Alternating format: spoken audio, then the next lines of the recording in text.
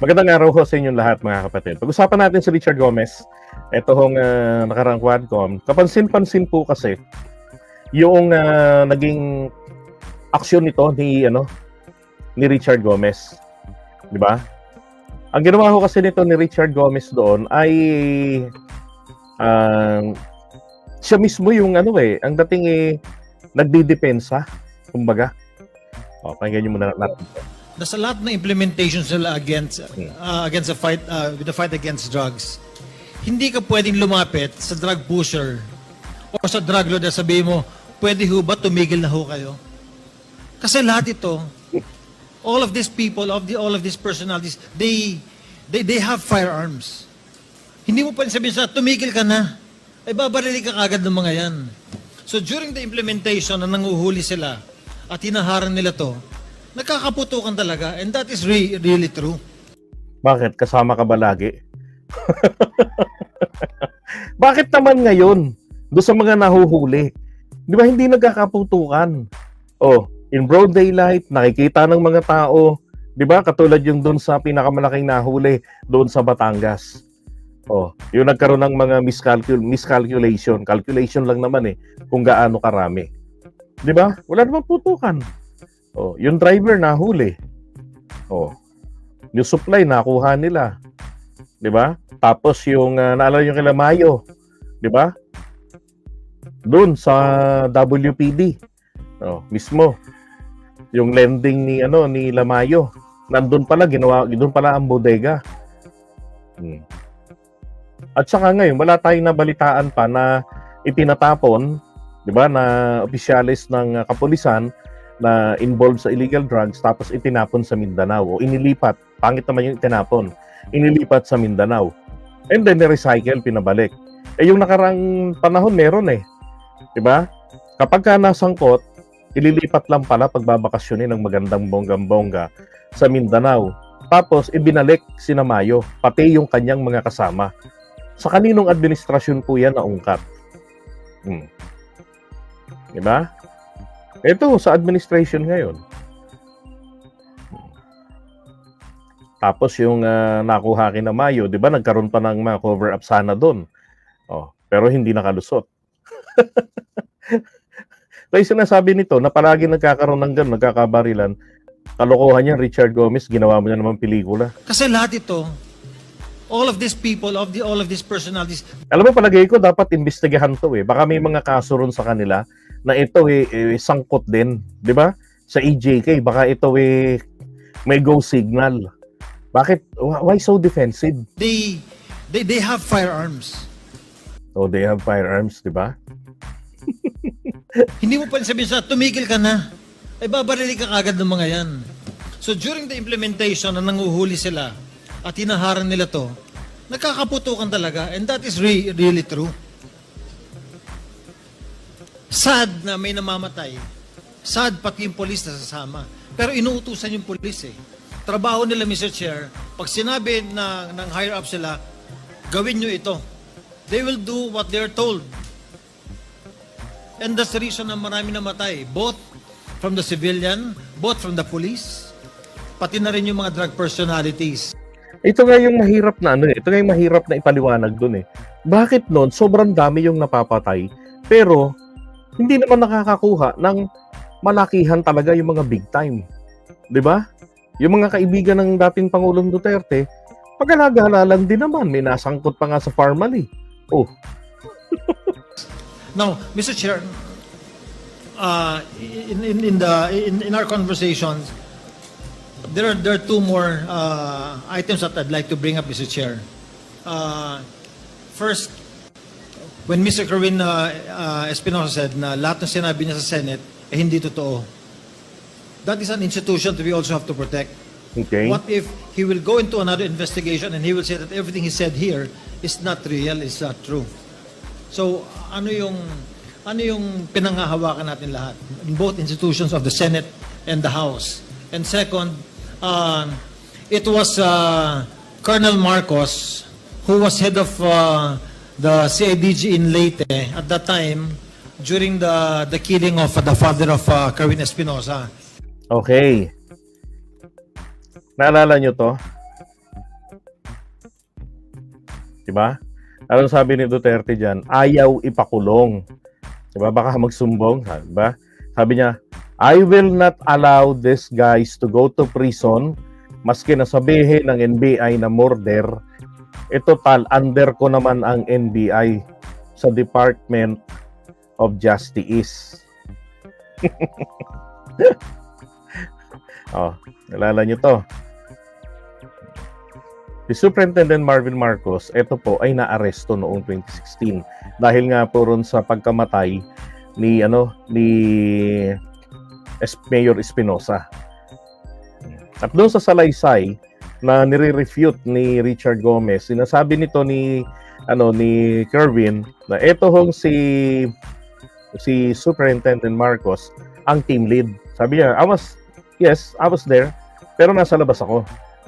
Tapos ayaw rin silang papasukin ng mga jail guards. Kaya ang ginawa nila doon, dahil ayaw silang papasukin ng jail guards, ay dinisarmahan at pinag-face the wall nila. Diba? Tapos, pero bago pa yon, kaya sila nakapasok, which is very unusual, ay kumuha sila ng search warrant. Yung unang judge tumanggi. Ang dahilan daw ng pagtanggi ng judge ay nandyan na sa custodial facility ng gobyerno. Diba? Totoo naman, wala po kasing privacy usapan kapag ka nandiyan ka na sa kulungan. Kasi nasa custody ka na eh. Yung galaw mo lahat, pwede ka na nga lagyan ng CCTV. Kahit dun sa tumatai ka, pwede kang lagyan. Dun sa toilet. Sa kumakain. Diba? Ngayon, kung meron kayong hinala na merong mga illegal doon na mga kontrabando, pwede nyong pasukin anytime. Dapat nga random check lagi yung ginagawa doon sa mga selda. Tingnan niyo yung mga ginagawa nila at nakakuha ng mga kontrabando, di ba? Sa BJMP. Hindi po hiningian yun ng search warrant. Pero ito, bakit kumuha ng search warrant? Tapos, hindi ka panipaniwala na mayroong coordination with the BJMP. Kasi sabi niya, ayaw kaming papasukin. Ang ginawa ng bantay, kunwari, bubuksan yung gate, pero nung sinuksok niya yung susi, binali niya. Kaya binolt cutter nila. Punersa nila. Tama naman talaga yon. Pwede niyong gamitin ang puwersa. Magsira, maggiba kapag ka meron pong hadlang sa pagpapatupad ng warrant. Diba? Pero, it is abnormal to get the search warrant. Pwedeng ang warrant of arrest para sa nakakulong. Kasi may bagong kaso o may ibang kaso na na-issue ang warrant of arrest. Pero yung search warrant, bakit nyo pilit kinuha? Tumanggi yung judge, talagang naghanap kayo ng ibang judge. Di ba? So, anong dahilan?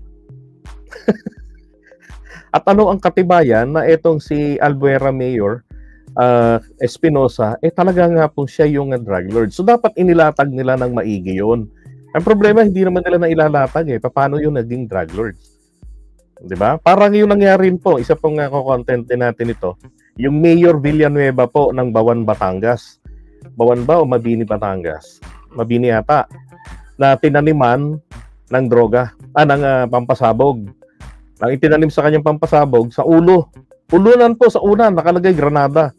Saan ka nakakita? Sinong taong matino ang maglalagay ng granada sa ulunan mo, sa loob pa ng bahay mo? Diba? And then kay Espinosa naman, mga armas daw, pampasabog sa loob ng kulungan. Ano yun? Kinain niya bago siya nakapasok doon sa naipasok sa kulungan. Tapos nagmamakaawang wag siyang papatayin pero wala nang ginawa. Binaril-baril talaga. Yung aid niya sa kulungan, na isa ring preso, nagtangkang iligtas siya. Binaril din nila.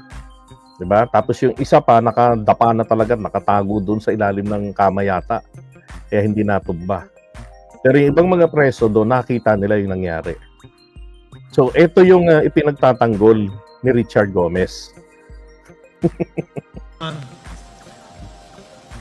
Ang haba ng sinabi ni Kerwin, but we haven't heard yung side, Mr. Chair, ni Colonel Marcos kung ano yung masasabi ni Colonel Marcos regarding sa mga nangyari sa event ng pagkamatay ng father ni Kerwin Espinosa. Diba? Bakit hindi po naririnig? Okay? Ba't hindi po naririnig nga daw yung walang statement etong si Marvin Marcos? No? Kasi po, nagulat si Marvin eh. Di ba? Tinatanong naman siya eh.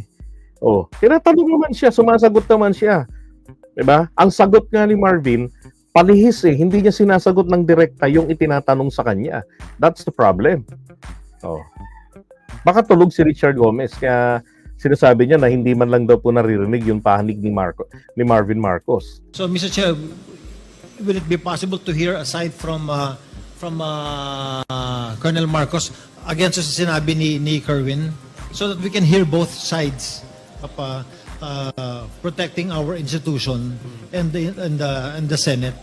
I absolutely agree yes. with you, Congressman Bakit parang nauutal-utal din si Richard? Gomez. With regards to the statement of PDEA, I think it is inaccurate for him to say that the drug fight or the drug problem did not improve during the drug war.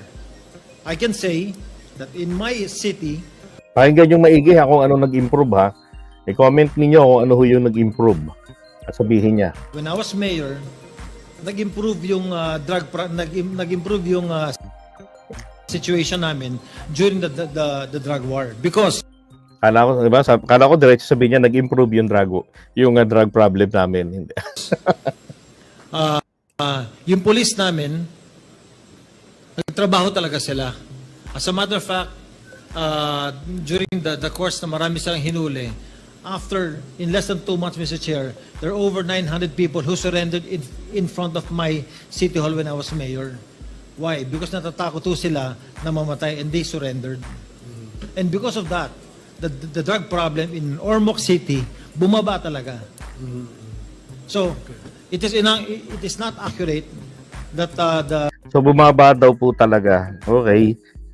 Paano bumaba? Dahil nag-pandemic, ganon. Director General said na hindi nag-improve ang situation.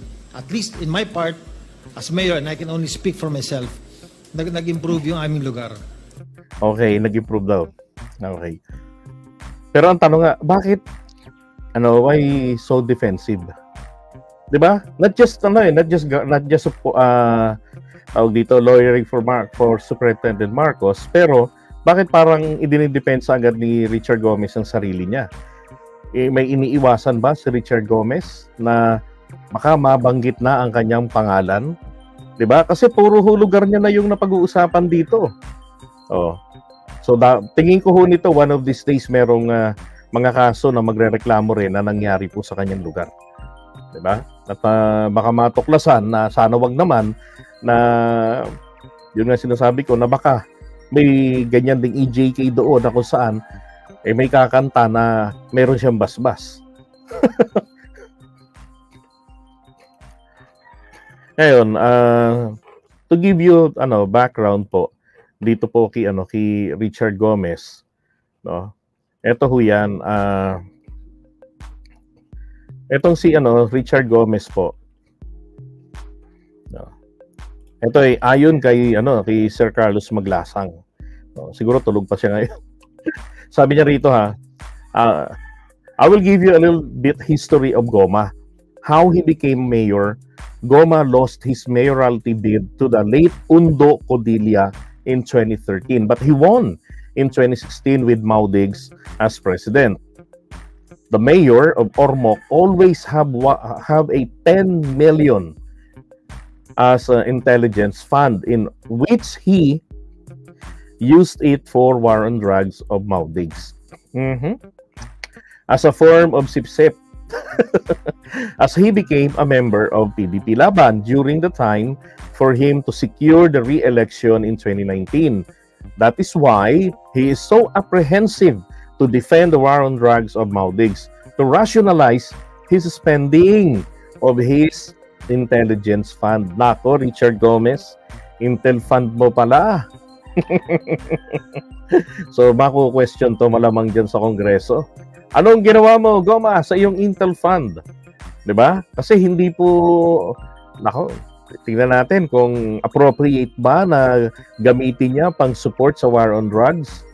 Ito bang kanyang mga pinaggamitan na to, yung mga tao na natuklasan, 'di ba? Tawag diyan, yung pa talaga positive, sangkot nga ba talaga sila? So mukhang nagkaroon din po ng madugong war on drugs sa lugar ni Richard Gomez. Sabi pa niya,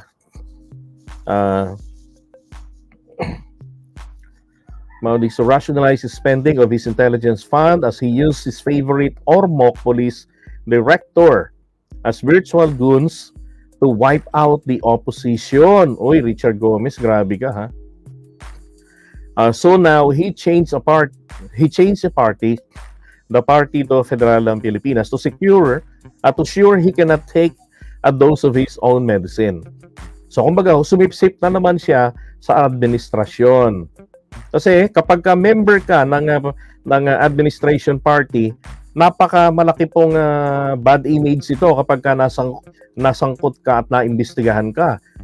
Si Richard Gomez po iniimbestigahan sa blah blah blah sa paggamit ng kanyang intelligence fund na ay ginamit daw po sa war on drugs in Digong. Di ba?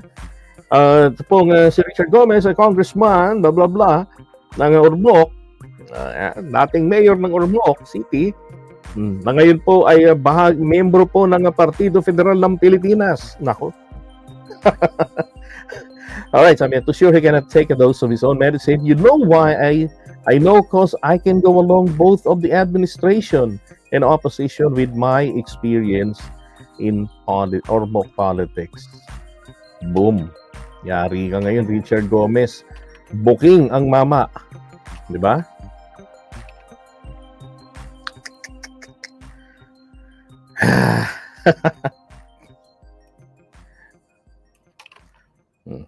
Si Goma talaga, oo.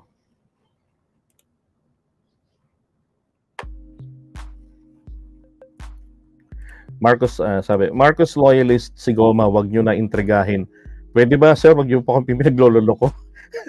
Hindi po yan Marcos loyalist si Richard Gomez. Ngayon lang po yan naging member ng PDP Laban. Okay? Dahil nakita niya na may positive result din naman ang war on drugs sa Ormoc kahit papaano. Totoo naman po yun, may positive, di ba? Pero hindi naman din kasi tama na biglang sulpot niya na ang dating nagiging tagapagtanggol. Because in fact, I was there during the Quadcom. Naririnig naman po yung namin malinaw yung sinasabi ni Marcos eh. Tinatanong si Marcos, pinasasagot naman siya. Nababantaan na nga siya na masasite in contempt eh. Kasi he's very evasive sa kanyang mga sagot. Pero halata pong nagugulat din siya doon sa mga natutuklasan. Na parang kay Garma, yung reaction ni Garma dati. And there were many times na nakukunan talaga siya ng video na nakanganang ganun. Oh. Ito naman po yung video about Kerwin Espinosa. Nito, nagda-diving ako sa Anilao sa ABC. 'Di ba? Ito yung kapansin-pansin dito. Bakit di po rito nakatabi si Bato de la Rosa?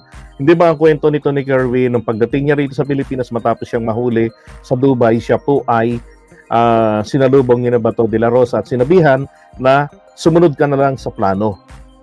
Or else, pag gusto mo sumunod ka na sa tatay mo. Po tragis na 'yan. Palagay ko kung hindi matino ang isipan ng ako, siguro kung hindi matino ang isipan ko, ako sabihan yan. Dahil lalabanan ko eh. Kaya lang ang kapalit, tumba ko. Siyempre, oo ka na lang. 'Di ba? At ito naman, pansinin niyo po dito. Tama, BJ Gans, bantay sarado. Pansinin niyo rito ang pagbabasa ni Kerwin. Oh. May tumawag sa akin sa cellphone ko na si Sir Joey Espinido. Nasabi niya sa ito yung sinasabi ni Joey Espinido na in-implicate siya nito ni Kerwin. And then kalaunan binawi. No? Binawi rin. At si Bato de la Rosa nga raw yung nagtanong sa kanya kung totoo ba talaga. Kaya lang ang sagot nga raw po ni Kerwin, galit lang ako noon kasi namatay tatay ko kaya ako sinabi yun. Ba? Pero ang totoo, pag hinihingian ko yan ng number, nagtatanong ako kung kailangan ba niya ng pera, ang sinasagot daw nito ni Espinido, puro mga Bible verses. Diba? Galing ano? So ang dating is, etong si Kerwin Espinosa ay sangkot pa rin doon sa illegal drug trade. at siya ay kasapakat ng kanyang tatay. Kasi siya yung, kumbaga, nagtatanong, di ba? So wala pa ring lusot. Ang ganda ng design dito kay Kerwin eh. Pareho din nung sinabi na idiin mo si Peter Lim. Eh sino ba si Peter Lim? Tropa ni Duterte. Sabi nga niya eh, pero hindi naman hinuhuli. Tama, di ba? Hindi naman hinuhuli. Oh, tapos, i-deny lang, ibang Peter Lim yan, mga ganon-ganon. Oh, pero yung mga pictures maliwanag. Akin na may gustong kumausap sa akin na driver bodyguard ni Ma'am Laila de Lima.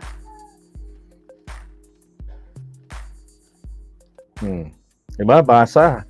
Kasi ang utos sa kanya i-implicate Peter Lim, Laila de Lima. Pero ang talagang main target, Laila de Lima. Why there's Peter Lim? Para hindi ho masyadong halata.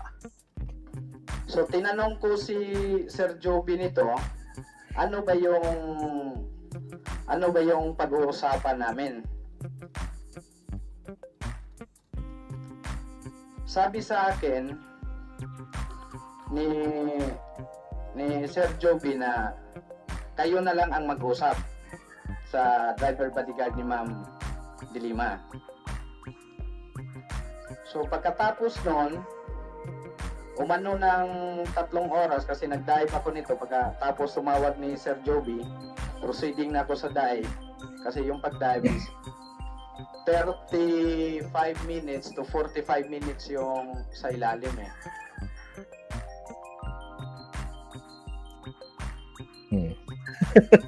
Di ba? Bantay sarado ni Bato de la Rosa talaga eh. Yan yung sa Senado. Yan yung binabawi niya na kanyang testimonya. Kasi nga naman may banta sa kanya. Eh, hindi ho bastang banta po sa buhay. 'Di ba? At meron nga rin pong isang balita nga noon. Ewan kung naalala nyo to. So nakakulong ito sa NBI. Nagtangka itong tumakas. Si Kerwin Espinosa. Kaya lang natunugan ng gwardiya na may pagtatangka siyang pagtakas. Sabi ni Liberty Torino, bakit binabasa na Espinosa yung statement niya? Panahon ni De La Rosa at Digong yan. Diba? Dikit bantay sarado ni De La Rosa si Kerwin dyan. Diba? Kasi nga, scripted. Pero yung dun sa Quadcom, nako, kahit na meron siyang affidavit, talagang dire-diretso na binabasa niya eh. Makikita mo rin yung emotion niya. Lalo na yung parte na pagdating po sa tatay niya.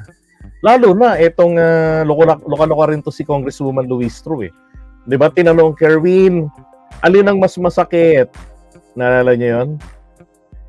Yung, tawag dito, yung hindi ka pinayagan ng mga pulis, ganong salita, yung hindi ka pinayagan ng mga pulis na pumunta sa burol ng tatay mo, o yung nalaman mo kung paano pinatay ang tatay mo sa loob ng kanyang selda. Sabi ni Kerwin, Your Honor, pareho po yun masakit eh. Diba? So, itong scripted po, si Kerwin, mawawala yung emotion doon. Mawawala yung emotion doon. Kasi, lagi niyang iisipin na kinakailangan, consistent ako dito. So, ito ba yung ipinagtatanggol ni Richard Gomez? Diba? Okay lang naman kasi yung sabi ko nga po sa inyo natutuwa ako doon sa war on drugs. Natutuwa ako ron. Ang hindi na ako natutuwa doon, hindi na po maayos ang pagpapatupad. At nakapagtataka po, presidente ang pinaka-pioneer nito. Pero bakit hindi po naging ganon maayos ang pagpapatupad nito? Maraming nadadamay, may mga mali na. Pero bakit ipinagpapatuloy? Tapos yung mga tao na dapat po talaga namang na itutumba na buhay. Di ba? Nakakasalamuha pa ang presidente. Bakit ganon? Yun yung malaking tanong doon ng mga Pilipino na kumukontra doon sa war on drugs. Ako naman, tuwan-tuwa. Kasi it's music to my ears, sabi ko. Kaya lang nagulat nga ako. Yung mga addictus benedictus na kilala ko rin sa lugar namin, nung matapos po yung war on drugs, naglitawan. Ang tataba. Tapos balik na naman po ulit sila agad-agad sa dati. Sabi ko, wala, hindi nga talaga. Tama ang sinabi ni Digong, he failed. Di ba? He failed. No, 6 na taon yun. Pero, bakit naman po naging parang selective yung mga napatay? Di ba? Yun ang ano ron eh. Sabi niya, no, pinatumba kasi ay yung kalaban nila. Di ba? Ganoon na nga ho talaga. Alright, so iwan muna natin ito.